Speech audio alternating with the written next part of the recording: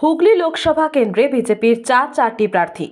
হ্যাঁ, একদম ঠিকই শুনছেন।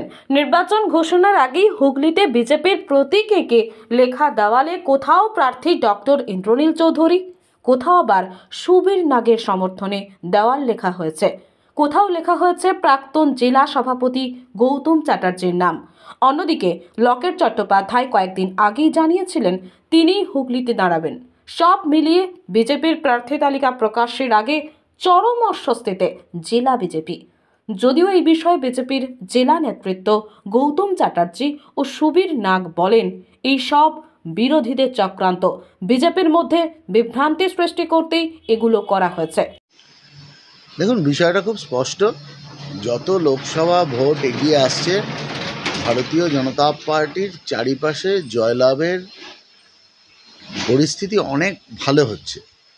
আজকে হুগলি লোকসভা আমরা দায়িত্ব নিয়ে বলছি, গতবার 85,000-এর কাছাকাছি ভোটে জিতেছিলাম, এবার 1.5 লাখের ওপর ভোটে জিতবে।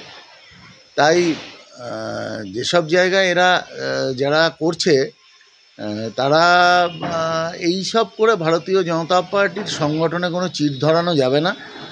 ভারতীয় জনতা পার্টি ঐক্যবদ্ধ দল হিসাবেই ময়দানে নেমেছে এবং তার সুফল আমরা যেদিন ইলেকশনের রেজাল্ট বেরোবে, এলাকার মানুষ তথা যারা এই চক্রান্তে যুক্ত তারা বুঝতে পারবে।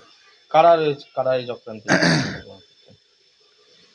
এটা মনে হয়, আমার তো মনে হয় শাসক দলের যারা ভেবেছিল খুব 21-এর পর যাদের মনে হয়েছিল যে খুব সহজেই হুগলি লোকসভা আমাদের থেকে ছিনিয়ে নেওয়া যাবে, তারা এই ধরনের কাজ করে যখন দেখছে যে না, দল দিন দিন শক্তিশালী হচ্ছে এবং দিন দিন তাদের যা বেরিয়ে আসছে তাতে তাদের জয়ের সম্ভাবনা দিন দিন কমছে এবং বলা যায় হুগলি লোকসভায় তাদের কোনো জয়ের সম্ভাবনা নেই। তাই দলের ভেতরে ফাটল ধরাতে এই ধরনের কিছু ভুল পদক্ষেপকে সামনে নিয়ে আসা এবং তাতে আমাদের আভ্যন্তরীণ দলের ভেতরে একটা চির ধরানোর প্রচেষ্টা মাত্র। আমার মনে হয় না এসব করে কোনো লাভ হবে। কিন্তু দেখা যাচ্ছে যে আপনাদের দলেরই নিচু তলার কর্মী যারা রয়েছেন তারা একটা ক্ষোভ প্রকাশ করছেন সোশ্যাল মাধ্যমে, তারা সাংসদের বিরুদ্ধে ক্ষোভ প্রকাশ করছেন। শাসক দলের এটা কেন করবে এরকম? দেখুন, আমরা আপাতত আপনাদের মাধ্যমে বা সোশ্যাল মিডিয়ায় আমরা যে দেখতে পাচ্ছি, বলা যায় সেটা অত্যন্ত নগণ্য। 3-4 জন 5 জন ব্যক্তি তারা হয়তো এটা কোনো রকমভাবে তাদেরকে ভুল বুঝিয়ে নিচু তলার কর্মীদের অনেক সময় খুব সহজে ভুল পথে পরিচালনা করা যায়, এরকম একেবারেই নগণ্য সংখ্যা 3-4 জন ব্যক্তি, তারাই বারবার আসছে, তাদের কথাই বারবার উঠে আসছে। আমার মনে হয় এটা খুব শীঘ্রই আমরা এই সমস্যাটাও মিটিয়ে ফেলতে পারবো, কিন্তু এটা অত্যন্ত ছোট সমস্যা। এরকম 2-3 জন সবসময় কোনো না কোনো সবার বিরুদ্ধেই 2-1 জন থাকে, তাদের কোনো ব্যক্তিগত কাজ হয়তো তাদের দেওয়া সম্ভব হয়নি বা তাদের কোনো ব্যক্তিগত সুযোগ হয়তো আটকে গেছে, তার জন্য হয়তো তারা বিক্ষুব্ধ আছে। এটা হতেই পারে, এটা সব দলেই থাকে এবং যে কোনো জনপ্রতিনিধির বিরুদ্ধে এটা হবেই। তাহলে আপনাদের দলে ফাটল রয়েছে বলে মনে করছেন? না, এটা দলের ফাটল নয়। 1 জন 2 জন 3 জন ব্যক্তি, কারোর চাওয়া পাওয়া অনেক কিছু থাকে। জনপ্রতিনিধিদের যারা প্রতিনিধিত্ব করেন তাদের মধ্যে অনেক কিছু থাকে। তারা হয়তো ভেবেছিলেন তার কাছ থেকে এটা পাওয়া যেতে পারে, কিন্তু সেটা কোনোভাবে হয়তো জনপ্রতিনিধির পক্ষে সেটা দেওয়া সম্ভব হয়নি, তার জন্য তারা হয়তো বিক্ষুব্ধ আছেন। কিন্তু সেটার সংখ্যা এতই নগণ্য যে এটা আমল দেওয়ার কোনো যুক্তি আছে বলে আমার মনে হয় না। সাংসদ তো নিজে ঘোষণা করেছিলেন যে উনিই প্রার্থী হচ্ছেন এখানে। হ্যাঁ, অবশ্যই। যতক্ষণ আমাদের পুরনো সাংসদ এখানে জেতা প্রার্থী আছে, আমরাও ধরেই নিচ্ছি তিনিই প্রার্থী হবেন এবং আমরা দেখুন, এটা নির্ভর করে আমাদের সংসদীয় দলের ওপর।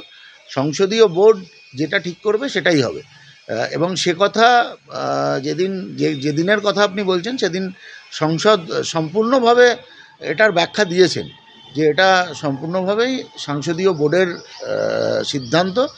তবে যেহেতু আমাদের জেতা প্রার্থী আছে, আমরা ধরেই নিচ্ছি তিনি প্রার্থী হবেন। আমরা দলকে জেতানোর জন্য যা যা করা উচিত আমরা সমস্ত রকম পদক্ষেপেই এগিয়েছি এবং দল খুব সংঘবদ্ধভাবে চলছে, শক্তিশালী রূপে চলছে এবং আমরা নিশ্চিত যে আগের বারের থেকে দ্বিগুণ ভোটে আমরা জয়লাভ করব। তাহলে আপনার যে নাম এসছে বা আরও দুজনের যে নাম এসছে সেগুলো হলো মানে যারা করছে তারা দেখুন, আমার নাম বা যাদের নাম নিয়ে চর্চা হচ্ছে তারা কোনো অংশেই এই প্রক্রিয়ার সাথে আমার মনে হয় যুক্ত নয়।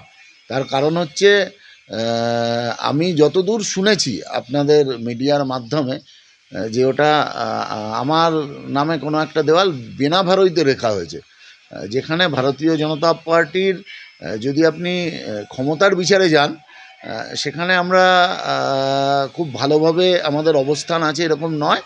অতএব যেখানে ভারতীয় জনতা পার্টির এক্সিস্টেন্স অনেক হাই, সেই জায়গা ছেড়ে একদম বলা যায় প্রত্যন্ত গ্রাম, যেখানে হয়তো আমাদের সদস্য সংখ্যা থাকলেও থাকতে পারে কিন্তু সেইভাবে উল্লেখযোগ্য নয়, সেরকম জায়গায় দেয়াল লেখা এটা আমার মনে হয় কারোর চক্রান্ত ছাড়া অন্য কোনো ব্যাপার হতেই পারে না। আপনার নাম? সুবীর নাগ, ডেজিগনেশন? হুগলি লোকসভা কনভেনার। অন্যদিকে চুঁচুড়া বিধানসভার বিধায়ক অসিত মজুমদার বলেন, বিজেপি নেতাদের প্রচুর টাকা। বিজেপি নেতারা যে যার নিজের লোক ছেড়ে রেখেছে নিজেদের নাম লেখার জন্য। তারা সবাই ক্যান্ডিডেট হতে চায়। তৃণমূলের অনেক কাজ, আর এইসব করার সময় নেই। Bureau report, DNN Bangla. বিজেপির এখন কোটি কোটি টাকা, ক্যান্ডিডেট হতে পারলেই কয়েক কোটি পাবে, তার লড়াই চলছে। তৃণমূলের খেদে কাজ নেই, ওদের নামে লিখবে। গোষ্ঠীদ্বন্দ্বে জর্জরিত, যে যার নাম লেখার জন্য ছেলে ফিট করে দিয়েছে, নিজেরাই লিখছে। এটা তৃণমূলের কোনো দায় পড়েনি, এসব করতে যাবে।